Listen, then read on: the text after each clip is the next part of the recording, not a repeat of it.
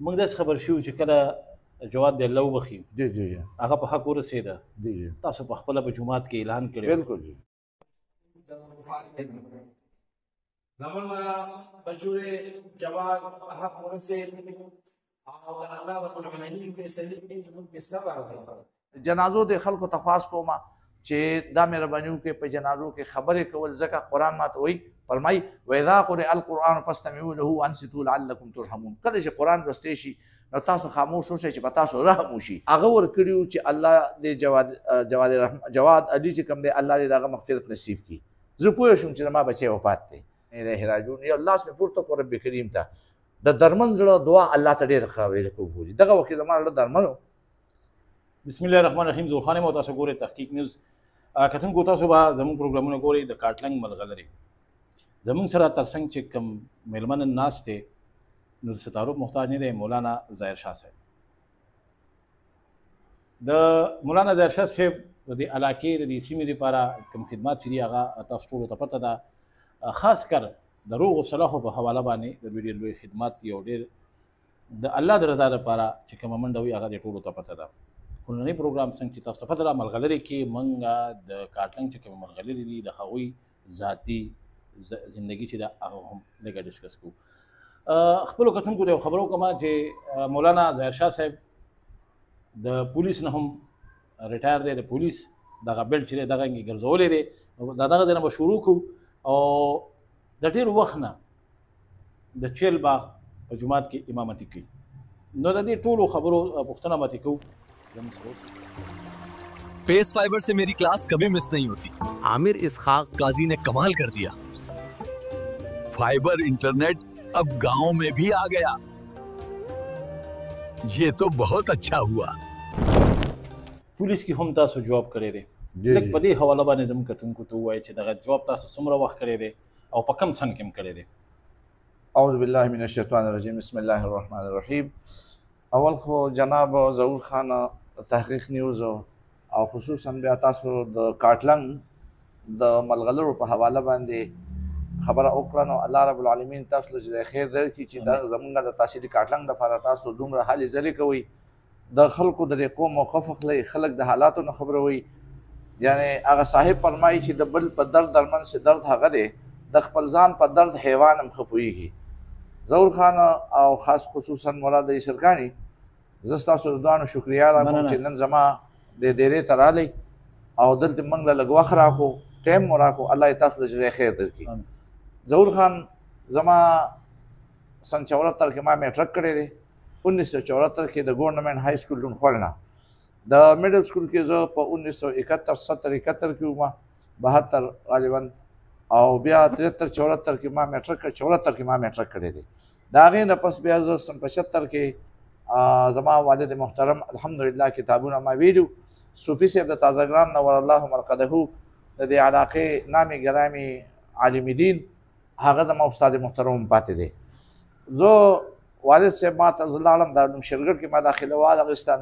او دغه راسره مولانا احسان حق صاحب. بیا زه کور ته راغلم ما ته والد صاحب ښار شو ویې ته ولې واپس راغلې.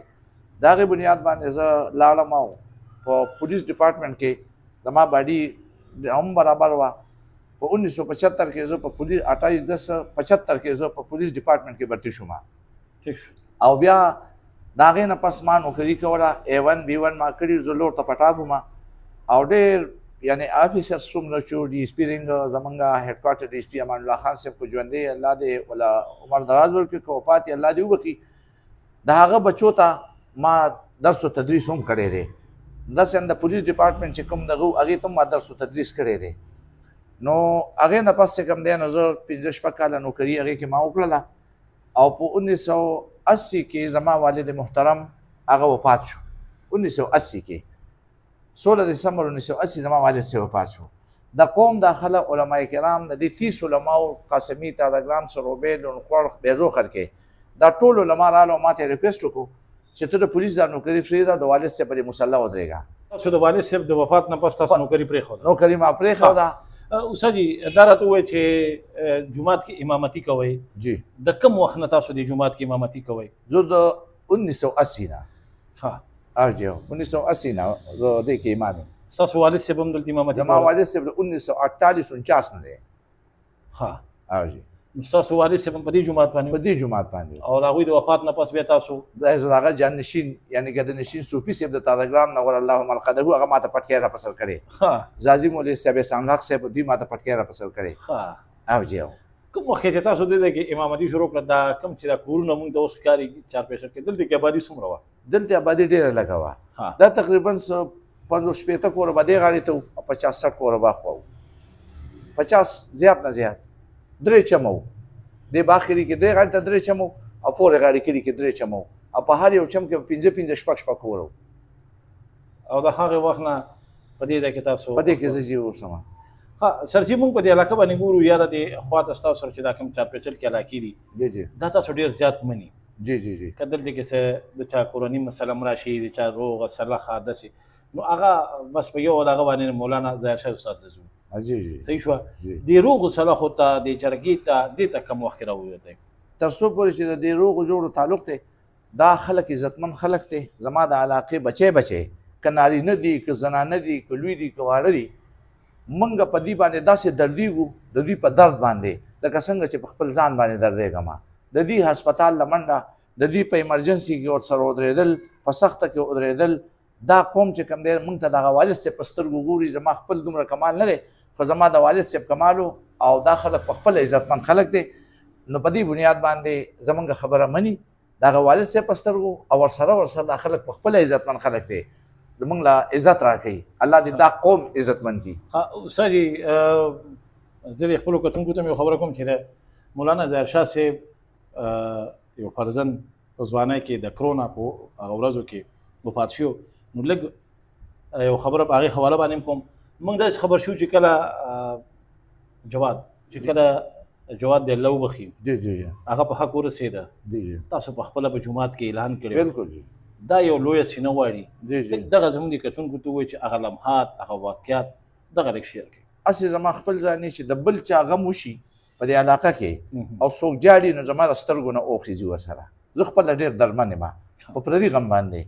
زما بچی چې کله وفات شو ما ته پته نه وه او زه وله لاړم په دغې ماښام زه مردان ته لاړم بچي مې وله بوتلو خو چې کله بیا زه واپس رالم ماسخوتن ټیم و ما ته چا غږ نه کوو. ما چې دا موبایل راواړو دې که ما وکتو سکندر شاه د پیپلز تاسو هغه ورکړي چې الله دې جواد علي چې کوم دی الله دې د هغه مغفرت نصیب کړي. زه پوه شوم چې زما بچی وفات دی. زه بار راووتم دا خلک ټول په دې سړک باندې روان وو د دې قوم موږ سره ډېره مینه ده دا هلکان نوجوانان د دې علاقې ټول چې کوم دی نو لکه څنګه پې زه خفه کېږم داسې په ما خفه کېږي. ما دا خلک کتل چې یاره دوی خو پوه چې یاره استاد به خبر نه وي. زه پوه شوم زه سمدستي دننه کور ته راننوتم خپلې کمرې ته لاړم او آیات مې تلاوت کو وبشر الصابرین الذین اذا اصابتهم مصیبة قالوا انا لله وانا الیه راجعون. یو لاس مې پورته کړ رب کریم ته د درمن زړه دعا الله ته ډېر قابل قبول. دغه وخت زما زړه درمن و خو رب ته ما سوال وکړ ربه زه نور څه نشم ویلی خو ما د صابرینو په لیست کې واچوې او هغه دعا زما الله قبوله کړه. زما دومره حوصله بړاو شوه دومره حوصله چې هغه قوم ما حجره کې چې کوم راغونډ شوي هغوی ته ما تسلي ورکړه بچو ته ما تسلي ورکړه. لاړم په خپل لاس مو له غسل ورکړو او جومات کې تاسو اعلان هم کړی اعلان مې وکړو په خپله باندې ما نه ویډیو هم شوې وه ما ته خو پته نه وه. ما په خپله قوم ته تسلي ورکړه چې زما لخت جګر زما بچی جواد هغه وفات شو او زه تاسو ټول قوم چې کوم دی هغه ستاسو شکریه ادا کوم چې تاسو دومره ودرېدې ما ته په دې لارو کې ولاړې او ما په خپله اعلان وکړو د غم اعلان زه په خپله باندې کوم ما په خپله د خپل بچي اعلان وکړو. خو زه د دې قوم ډېر مشکور یم د هغه وخت چې څومره ګانا افسرانو که څومره د قوم د ټول ډسټرکټ لیول باندې ټول خلک ما له راغلي او دومره ګاڼه وه چې د نیر د سره پورې دا ګاډي ولاړو الله یې د قوم له عزتونه ورکړي. زه خو دومره نه یم خو به هر حال هغه چې کوم دی نو وفات شو زما زړه ته خو نه چې بلکې د دې قوم لونو ته د ما د دې کلي د دې علاقې بلکې ستاسو د پیپل هغه خلک اوس هم ماته وایي جواد پلارې بل صاحب خدای پاک تعالی هر څه ډېر درکړي دي بچي دي په بار باندې دي جی جی په پیسه باندې پوره په هر څه پوره جی جی جی په دې عمر کې چې وینم نو ډېر لرې لرې پورې په جرګو کې ګرځي. جی جی جی صحیح شوه نو موږ هم اکثر لکه د چا نه مجبوره شي او جی داسې لکه دې عمر کې دا ګرځېدنه چې ډېر لرې پورې دا هم لږ تکلیف دی تکلیف یې دی څومره روغې بدې کړي د اوسه پورې یاره جی ما خو تاسو ته یوه ورځ راغلي وای تاسو انټرویو کړی وه رجسټر مو درته ښودلی و هسې اندازه څونه روغې بدې اوس چې کوم دی نو اوس زه خپل ځاني هغه رجسټر مې پرېښی دی بس دغسې کوم پرون او بل ما یې روغ وکړه پرون مې وکړه تانې په لیول باندې هم اکثر ما ته الله دې خلکو عزت وکړي خاص خصوصا د بېدو خلکې د عوامو نو دا تقریبا په زرګونو کې دی جی ما او زازي مولوي صاحب په علاقه کې الله دې هغه هم خوشحاله کړي غریب د خپو نه کمزوری دی په بهر حال زه پسې اکثر منډه وکړم یا ګاډی پسې بوځم یا هغه ځان سره اوچت کړم خلک یې راولي نو موږ چې چاته مخامخ شو په علاقه کې نو هغوی که ډېر هم یو بل سره د هغوی تیز راتېږي چې موږ ورته دوه درې څلور خبرې وکړو نو الله دې دغې خلکو قدر وکړي موږ تاسو مخونو ته نه شو کتی موږ له حیا راځي په دغې بنیاد باندې دا خلک عزتمند دی نو زمونږ خبرې ته ځکه ترجیح ورکوي او قرآن موږ ته وایي چې تاسو ولا تکتموا الشهاده ومن یکتمها فإنه آثم قلبه تاسو به حق ګویي نه پټوئ نو موږ که یو سړی ګناهګار یا دغی نو هغه پوه کړو چې بهی دا خبره د قرآن دا خبره چې کوم دی د ملک اسلامک لا دا خبره د پښتون د روایت مطابق درې وانه موږ سټډي کړي دي او په درې وانو سره خبره کوو ځکه هغې ها اخري سوال دی او ختمومه په دې سوال سره نوم نه اخلمه جی جی خو تېرو ورځو کې د یو سرکاري پولیس افسر او هایرینګ پولیس افسر غم شوی و زم په هغه غم کې وم او د هغه دا خواهش و چې په دې غم کې مولانا ظاهر شاه استاد یو څو خبرې وکړي جی جی جی تاسې څه وجه ده چې مولانا ظاهر شاه استاد د دې علاقې نه بهر هم خلک دومره خوښوي جی جی جی زما اصول دا دي خلک اکثر فضایل بیانوي په فضایلو باندې تقریر کوي چېرې چې کې عمرې له لاړ شي دومره څه هغه په خپل ځای اهمیت دی خو زما چې تر څو پورې د تقریر تعلق دی زه یو ځان ته طالب ویم زه ځان ته عالم نه یم زه د علماو د خپو خاورې یم خو دا ده چې زما زیات تر دا نه ما تقریبا یو ګنټه تقریر په شنکر دغه ځای کې پیرګړی ورته وایي کیسې په هغې کې ما وکړو هغه خلکو دومره عزتمند خلک وو چې ما له به بار بار راته ستړي مه شي استاد جي نمبر به یې رانه اخېسته د هغې بنیادي وجه دا چې نن سبا حقوق نه ورکوي خلک خویندو لونو له خویندې لونو تروریانې دي په کورونو کې ناستې دي زنانو له حقوق نه ورکوي د زنانو حقوق غصب کېږي زما زیات تر تقریر چې کوم دی هغه یوصیکم الله فی اولادکم للذکر مثل حظ الانثیین زه په معاملاتو باندې تقریر کوم حافظ الپوري فرمایي وی ما په تناب د مینې پرېښودو د باس په تمه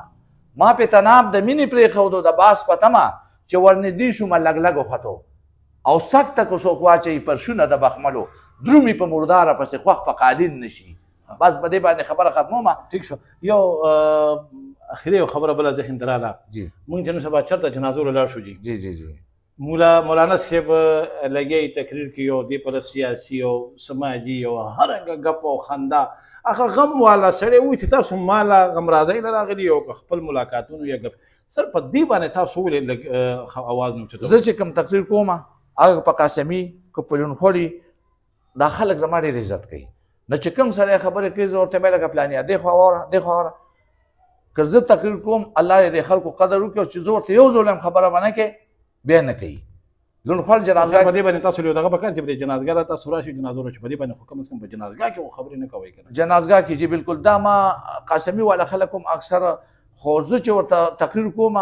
تاسو زما تقریر ګورئ شته ان شاء الله څوک او چې کوي پرز که خبره وکړي او ما ته څوک وایي چې استاد سړي خبرې کوي بیا زه ورته د پښتون صفت دا د پښتون وایي دی ته زه د کټر پښتون اوسه دا پښتانه په خپل ځای عزتمند دي خو زه د هغه پښتانه چې هغه د خاورو لاندې تللي دي عثمان خیل قوم ستاسو د پیپله او داسې د پیزو خلکې د عثمان خیل قوم د هغې سپین ږیري به په کونټو ګرځېده خو چې موږ به ورلو هغه پاک ځای کې به د هغه ځای نه موږ له راروان شو استاد یې سر ته کښېنه هغه خلک الحمدلله اوس هم د هغې څه ناسه اولاد شته هغې موږ ته په درنه سترګه ګوري ځکه چې دغه عزتمند خلک دی او زه چې تقریر کوم زما په تقریر کې نه څوک خبرې کولی شي یو شارټ پیغام بیا هم په دې حواله ورکړه جنازو د خلکو ته خواست کوم چې دا مهرباني وکړئ په جنازو کې خبرې کول ځکه قرآن ماته وایي فرمایي واذا قرئ القرآن فاستمعوا له وانصتوا لعلکم ترحمون کله چې قرآن لوستی شي نو تاسو خاموش اوسئ چې په تاسو رحم وشي که چېرې تاسو خبرې کوئ نو کېدای په تاسو باندې لعنت وورېږي نو قوم ته دا پیغام ورکوم چې په جنازو کې دا ځای د عبرت دی دا ځای د عبرت دی نو د عبرت په ځای کې خبرې کول دا ممنوع دي منع دي لهذا د قوم ته خواست کوم چې په جنازو کې خبرې مه کوئ او علماو ته هم خواست کوم چې کوم د موقع په مناسبت په تقریر کوي مثلا بابا وفات د بابا په مناسبت په خبرو کې زنانه مشر وفات ته په هغې وکړه جنۍ وفات ته په هغې وکړه نوجوان وفات ته هغې مناسبت خبره وکړه لکه حضور ماته فرمایي چې تاسو د خپل مړو هغه ښه خصلتونه بیان کوي د زما خپل تقریر دی چې زه د هغه مړي په مناسبت تقریر کوم بل په معاملاتو باندې کوم نو علماو ته زه اکثر وایم چې بار مې مشم هم ورته وایم چې تاسو مهرباني کوئ لکه مثلا زه یو ځای کې دغه شوم نو د موسی علیه السلام قصه په خپل ځای اهمیت دی خو د هغې خپله موقع ده د نکاح مې خپل دی د هغې خپله دغه ده جنازه ده حضور ماته فرمایي چې تاسو د خپل مړو هغه خصلتونه بیان کړئ نو په دغه الله دې خوشحاله ډېره مننه سر ډېره مننه سر د وخت راکولو جي ګرانو کتونکو د مولانا ظاهر شاه صاحب خبرې تاسو واورېدې ما په دې پروګرام کې یو خبره مو کړله چې یو په جنازو کې چې دی نو اکثر زیاتې خبرې کېږي په هغې باندې مولانا ظاهر شاه صاحب خپلې خبرې وکړلې زمونږ د ننني ملغلرو پروګرام وخت سرته رسي د ظهور خان اجازت غواړم د الله پامان جزاک الله تھینک یو